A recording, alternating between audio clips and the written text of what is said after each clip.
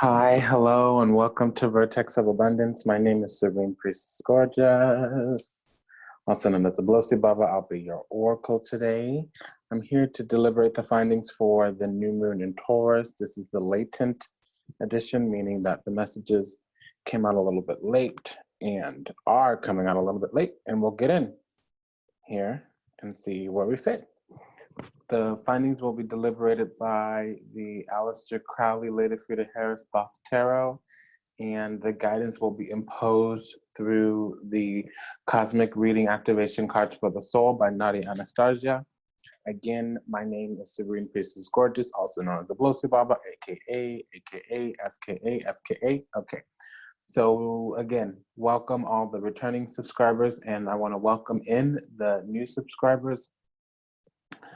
It's a delight and an honor to bring you the Lunar Lounge. New Moon in Taurus, Latent Edition. Okay, so why don't we go ahead and... Oops, that came right out. So when the new moon is in Taurus, typically we're starting cycles of foundation. Now the foundations can simply be beliefs. It can also be techniques, but it'll be something that brings in or sustains. You know, Taurus is the energy of bringing something in to last beyond the life. Think of like planting a seed and allowing it to grow into a tree, and maybe the tree might be around for a couple extra generations. Now, it can also be things that are inherited from generations ago.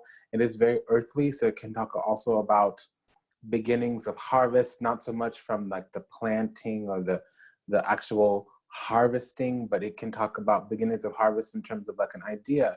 You may start a school that you're going to be in for 5 years. You may start a business that you're going to own for 10 years. You may start a job as an entry-level position that you're going to be in for 10 years or earn your tenure in.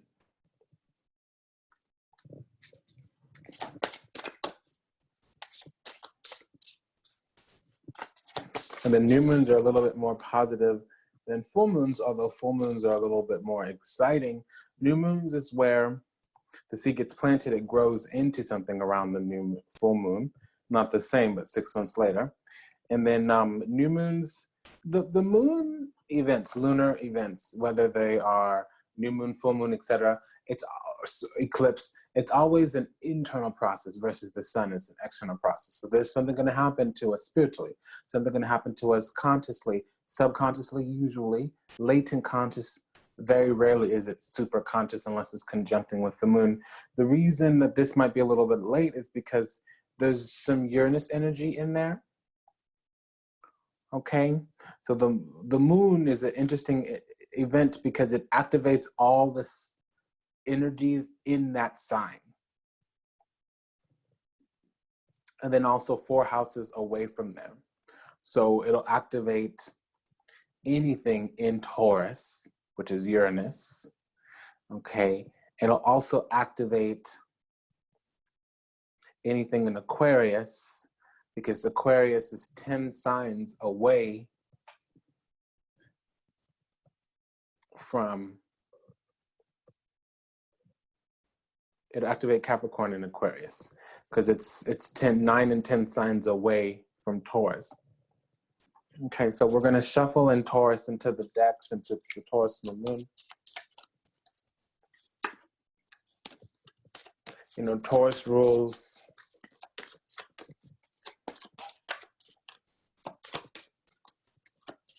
the right ear. So if you have your right ear vibrating a lot, it also rules the mouth, the throat, including the throat chakra. Okay, so I'm detecting some things. I'm gonna do a little bit of a spot check analysis from a collective macro sense in terms of the mysteries. Okay, so we have something coming up. You know, I'm really getting the message to talk about the patriarchy, but not so much the patriarchy as in the lack of grown-ass men or the dysfunction of the masculine archetype. I'm hearing the patriarchy in terms of like the colonization, the systems that be, the status quo, the powers that be that are hopefully becoming the powers that were. You know, we're having this Me Too movement. We're having all this. Really, I think it's the season of women. And I don't feel like it's the season of women in terms of like people that are female body, people that are female gendered. It's the season of woman, meaning the subconscious, the mystery, it's coming to the forefront. For me, woman is a person who carries a womb. So men have a womb. It's just different than females because the female archetype, the woman archetype, it is man with a womb. And for the alchemical, the mystery, female is the male is the observer, the female is the object being observed. And I don't mean to dehumanize at all. And, you know, I say female, male in terms of role, not so much in terms of actual gender assigned at birth. Now we are in the third dimension, so we do have to adhere to nature and the laws of nature, but in a higher form, in a higher body, in the spiritual realms, we're more dual gendered, bi-gendered, more universal in our archetypes, in our avatars, in our etheric bodies. So there's a lot of people, women, who are seeing life, seeing the meaning of life, sensing things instead of applying meaning to it. So the patriarchy, the masculine way is to look at something, slap a label at it. I'm looking at you, what I could see, what I can count, what I can qualify, quantify, what fits into the science books, religious books. That's what matters. That's what I'm going to intentionalize. Not intentionalize, intangentialize. Meaning break you by making you an object. I'm gonna slap meaning, I'm gonna apply meaning to instead of seeking meaning. So that's what I mean by woman. Women, they seek meaning. You think about a woman. A woman creates life from the inside out. It's the man that creates life from the outside in. Men can create life outside of them. Women create life within them. So that's a whole different ball game. And that's a game, a level, an acumen, a skill that hasn't been honored, appreciated, or respected for millennia or, well, millennia. So there's elements, aspects of this starting to come into the physical, anchor into the physical, mainly with ascension, collective awakening, people coming back into their power, stepping into their role here, their soul purpose, mission, karma, destiny in this lifetime, their God duties and responsibilities. Because for me, when I hear Taurus, I think about all of the forest spirits, mainly Shiva, Rudra, the Maruts. And I think about Bhudevi, which is Earth Mother, or Bhumata, Bhudevi, the Earth Goddess. I think about the sacred cow, the wish-granting cow, right?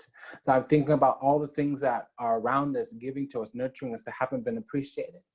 I'm thinking about all of us, mostly females, mostly women who feel slept on, overlooked, underserved, undernourished, you know, a lack of affection, a lack of adoration, and how that has produced a reality paradigm that is shifting quickly and a little bit aggressively, if you would. So let's go ahead and get in. Those are the initial things that I'm seeing. You know, we have here timeout and limitless. So the divine eternal power, Anuradha, that is that which is inherent in every being, but yet and indestructible. Okay, indefilable. You know, malice may attack and ignorance may derail it, but there it is. Eternal truth, soul's wisdom, that which is at the very core, fiber, and nature of every being, the true, genuine, eternal essence. And it's coming back. We're beginning to perceive different paradigms. We're beginning to take on different dimensions. We're able to taste different flavors. We're able to sense different tones, both smell, both sight, both taste, touch, you know, aspects of our being, aspects of our nature. They're being engaged with in ways that are going to force or summon aggressively a consciousness to the forefront, to the surface that has been up until this point latent, hidden, obscured. And that's what this Taurus moon is doing for us. We're now planting the seed of God living on earth, God life, God-like beings. And that's going to be ushered and stewarded and maintained by the female archetype, the feminine. You know, new moon in Taurus, anchoring the divine feminine into the physical. I'm sensing that already. So this was just my quick channel. Let's go ahead and actually impose the guidance for the, what is the ruling here? Okay, we got it. So surrender on the grounds of intuition, transformation, and sacred journey. I've been called to facilitate the process of walking truth. And as I collect my findings, I will tell you why that is the judgment, to surrender to the process. And again, I'll repeat, because there's a sacred journey. You know, we all come from the goddess, and to her, we all were born like a drop of rain falling to the ocean. You know, we have storm and we have grain. So at times things get washed out, they get obscured. At times the nurturing and the fulfilling of life could be what to the unawakened, to the layman, to the lower vibrational being might seem like destruction. You know, when a seed is bursting from its shells and becoming a tree, a plant, it looks like complete destruction. You know, when a caterpillar becomes a butterfly, it turns into goo. It becomes emasticated. It becomes completely disheveled and destroyed. You know, to an egg, if it breaks from the outside in, it's food. If it breaks from the inside out, it's a legacy, it's life. And most people, male and feminine, have been conditioned, have been programmed, have been socialized to, you know, chase the goose and not the egg. They want to slash the meat, slay the meat, sacrifice the meat and not the production. You know, we haven't been taught how to build sacred value, how to make sacred investments, how to feed ourselves, nourish ourselves and our soul's wisdom, our sacred knowledge, our eternal self, our authentic being, our true natures. And this is a cycle of us waking up to the fact that the ignorance of our true nature has been conditioned and programmed into the psyche of humanity. And I'm just sensing that it's the divine feminine that's going to usher in this new vibrational reality. And I'm so pleased and honored and privileged to witness that sacred process. That's a true gift. So this transformation that's coming to the collective is because we are waking up. Our being, our nature, our divinity, it's ushering us forward, and it's now having an active participatory relationship. So we need to show up and play an active participatory role in our lives. Things aren't happening to us, they're happening for us. And that's always been the case, but now we're being forced to become aware of it. And for those who choose to be asleep, choose to stay asleep, it's going to be a rather negative process. It's going to be quite disruptive, most particularly unpleasant. And, you know, I just want to give you fair warning. If you are ignorant to your true nature and you're not taking efforts to align with that truth, then what you're doing is you're giving to the non-truth. I want to give an example. Every morsel of food you put into your body, you're either killing disease or feeding disease. Every thought you put into your mind, you're either killing a high vibration or nourishing a high vibration. Every feeling you allow in your heart, you're either nourishing your soul or depleting your soul. And so these things are going to now become quite obvious. Over the next 6 months, they will be irrefutable. And, you know, tempted by fate, but don't hesitate. Time takes too much time. You know, it's time to call your own bluff, your own shadow nature. Call that bluff. Look your heart, look your soul, look your authentic self. Dead stare. Block. Okay? You know, the alternative's not good enough. No one's coming to save you. It's you. You are your hero. You are your rescuer. You are your idol. Worship your true higher self. Not the ego body, not in the place of vanity or materialism, but like the aspect of you where it's continually in communion with Great Spirit, whether that's God, whether that's the goddess, whether that's source. Okay?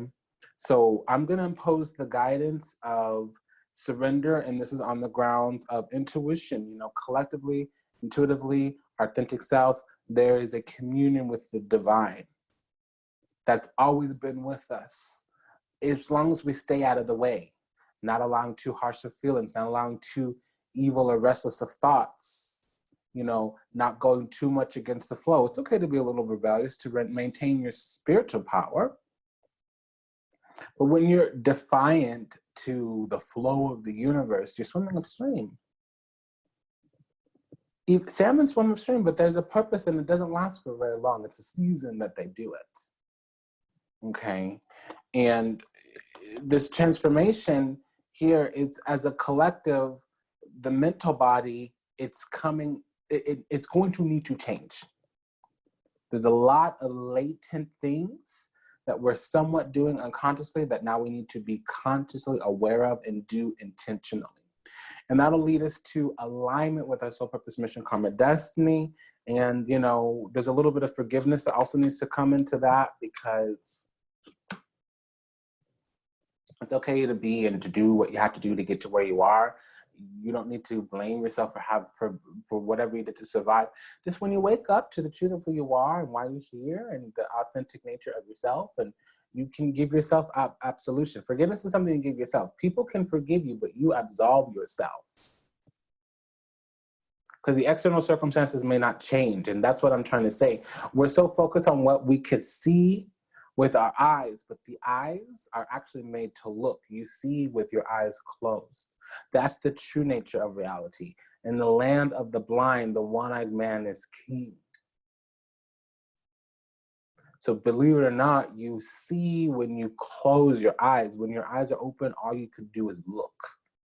So if you are engaging with the world and shaping your world, labeling, judging, perceiving, mislabeling, misjudging, misperceiving, according to what you see with your eyes open, instead of how you see with your eyes wide shut, that's the beginning of the solution, but also the beginning of the problem, because some people will take an energy, a blessing, and they'll turn it into chaos, spiraling downward. And some people will take a morsel, even if it seems like an objective, an obstacle, and they'll turn it into harmony. So let's read this. We'll be reading from 90 Anastasia Cosmic Activation Cards for the Soul. Card number 31.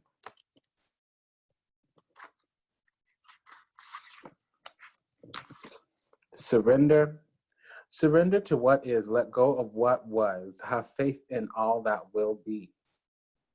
Affirmation, I surrender to the moment and trust in great spirit to guide my way. If you have picked this card, dear one, you're being guided to surrender. Surrender your worries, your burden, and control over circumstances and outcomes, and just be fine with life in this present moment. By surrendering, you allow life to move forward naturally as it should. Resisting the natural cycles of life only causes anguish, frustration, and a feeling of constant struggle. Dearest one, stop persisting in swimming the other way. When you push against life, life pushes back. And what you resist most will continue to exist in your life. Do you feel perplexed by the fall of autumn leaves? No, for there is trust in the natural cycles of birth, death, and rebirth. We too experience these cycles. However, most of us live in a state of unawareness and resist the cycles of birth and death within them. This does not mean that you should quit, but rather to make the decision to trust in the cycles of life. For when you are in acceptance of what is, you become more empowered to attract the outcome that you desire. Acceptance does not mean giving up your power and light to another, allowing yourself to be ill-treated, or giving up on your dreams. Acceptance is giving up your resistance to what is and allowing spirit to guide you to do what you need to be done. When you surrender that tight hold that you have on the situation, you bring yourself to a place of inner peace. You will find that clarity, Solutions will appear and allow deeper wisdom to guide your way. Energy that was once spent on resistance will now be focused on projects that bring you joy.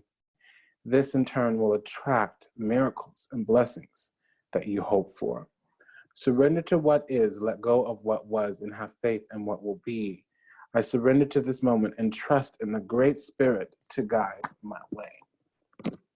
So let's go find out let's further flesh out this situation.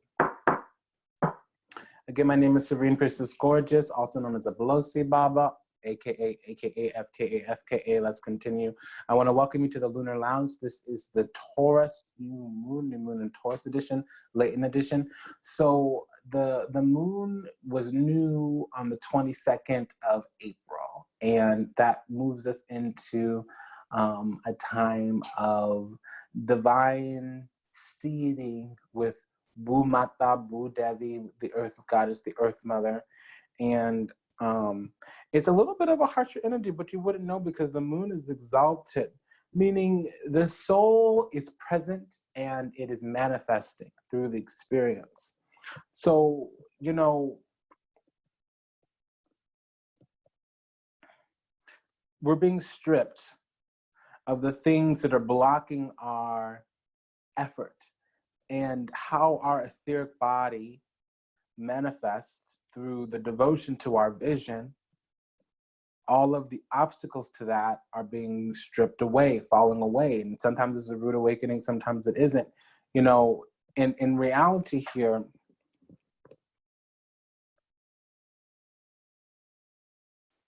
we've had this devotion to a vision, but sometimes this devotion to a vision, this is a way of being or a way of going about things that isn't always helpful. And a lot of the things is what's firm or what's alive in us or what hasn't died with the conditioning and the programming as well.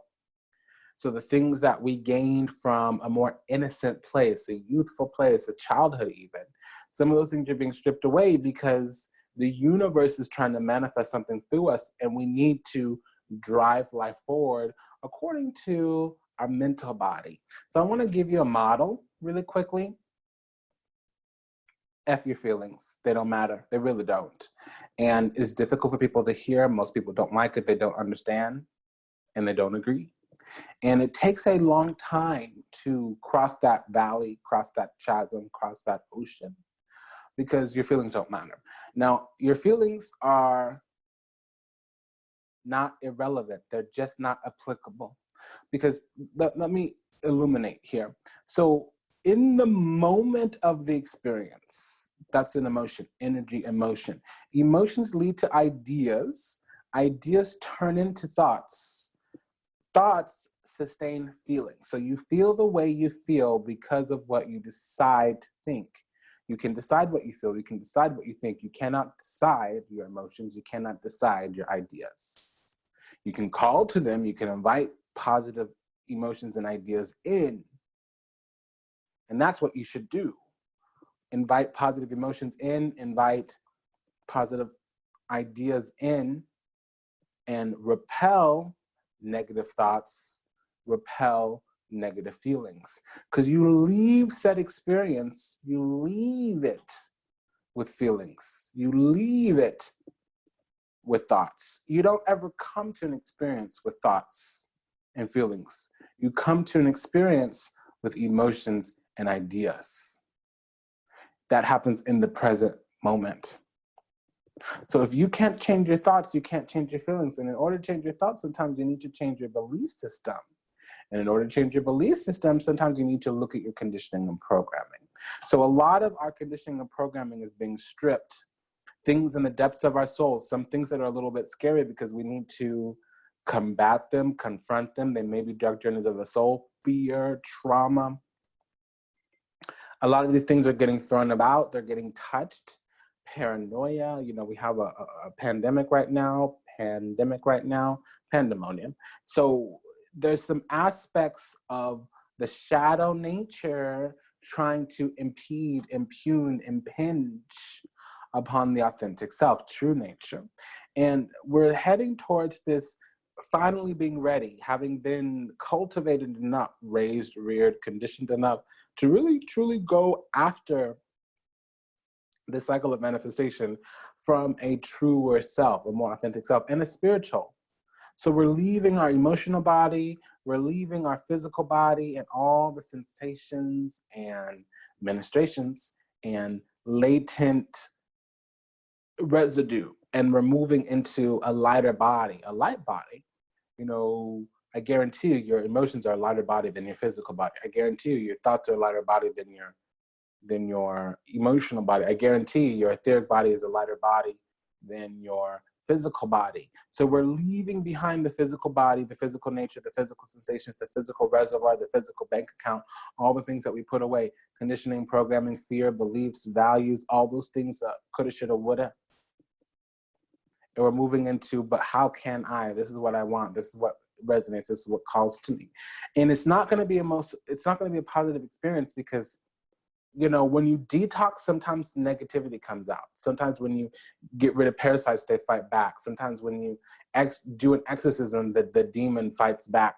And, you know, demons are really just smart one-track things. So if you have a craving, that's a little bit of a demon. If you have an addiction, a habit, that's a little bit of a demon. It's a genius that has a one-track mind. Okay. You might have a habit that's not healthy. So all of these things are getting stripped away, and it might start out slowly for some of you. For some of us, we might have noticed that it's already been there. We're already past the first hurdle. Now we just have 2 or 3 more. Okay. Because what's influencing us right now is the future is looking at us and is bearing upon the present. Our 5th dimensional reality, it's present in our lives right now. It's just that we don't perceive it because we're enmeshed, immersed, imbued, intoxicated by our 3rd dimensional reality. So as our 3rd dimensional reality gets purged and we deal with the healing of that, the wounding, the triggers, and all of that, the 5th dimensional reality can anchor into the physical. You know, a lot of times we're looking for things like love, union, all these things, and it's kind of like, well, pain is going to let you know that you're on the right track, because then you can tell, okay, austerity is purification. I'm being called to detach from my reality, to allow in for a bigger, brighter reality. If I'm experiencing pain, I'm going to need to have some type of death, typically a detachment or withdrawal from something that, again, attached. If you're attached, you're not in a mutually beneficial nourishing relationship with your personal power. So when you detach, there's a death, but if you die, you are reborn. If your lower nature falls away, all you're left with is your higher nature. So like I said, we're leaving our dense body, typically physical body, typically emotions, and we're moving into our lighter body, typically etheric, typically mental, which is actually the spiritual. So that's the thing. A lot of us are fearful of what loss is, and usually because there's suffering. I mean, what are the 4 noble truths? You know, life is made of suffering because we have attachments to grasping. We grasp, we hold onto fetters, power, greed, shame, lust, all those things. And, you know, the suffering is born out of attachment to desire. And there is the opportunity to free ourselves from suffering, but we need to have cessation of desires. And then the path to cessation of the desires is the Eightfold Path. You know, I'm not going to say them all, like the 5 sentences. You always forget one. You know, right action, right. There's moral conduct, mental conduct, and spiritual conduct.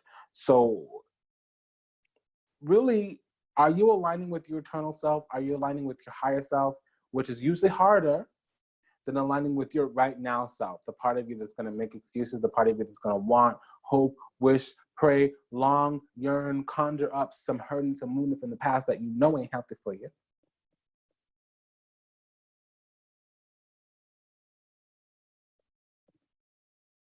Or are you going to allow the pain, allow the moments of discomfort, allow the reality to shift?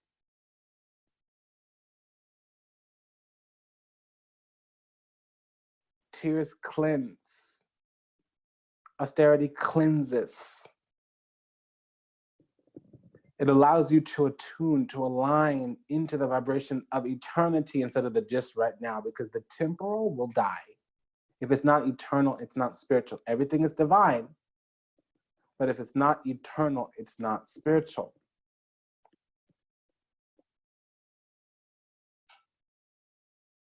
So we are going to face those big, big, big ideas, big, big, big systems, big, big, big structures, big, big, big, staunch, heavy blockages.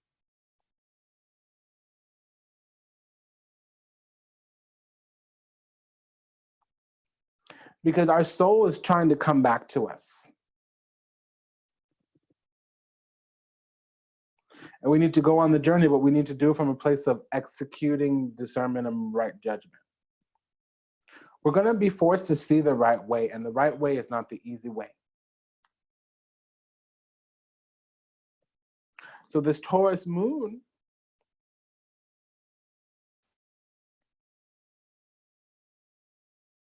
we start the journey by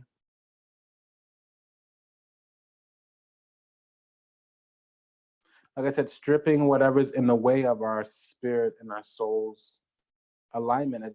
Attainment is an ascension, but it's an ascension through proper judgment. And this ascension happens by going on the journey through the physical with a spiritual mechanism. And again, that spiritual mechanism is judgment and discernment. So it's been an honor and a pleasure to serve you today. Thank you for allowing me the privilege to do so. If anything that was said resonates deeply with you, we're going to continue the special of the forecast, the tarot forecast. Pardon. We did get some emails with questions about how it looks, etc. You know, there's not a big description on that service because it was copied from another product just for the promotion. So all the information's in the show notes. And it's been an honor and a pleasure to serve you. Just know that the flash sales, it's a promotion, not a flash sale, but the same thing. Any promotional item is not live. It's only a recording, and the recording comes 7 days later. Even if you get a link to a reading, still it's only a recording, and it will come a maximum of 7 days later, usually 3 to 4. It's been an honor and a pleasure to serve you. Thank you for allowing me the privilege to do so. If anything that is said resonates deeply with you, link is in the show notes. I can be reached at baba@ablossi.org. If you're interested in the mystery school or priestess training or tarot class, we can be reached at oracle@priestessgorgeous.org, oracle@vertexofabundance.org. Until we meet again, until we read again, namaste, Dhanavad, and Ashe. Take good care of yourself. Blessed awakening. Bye-bye.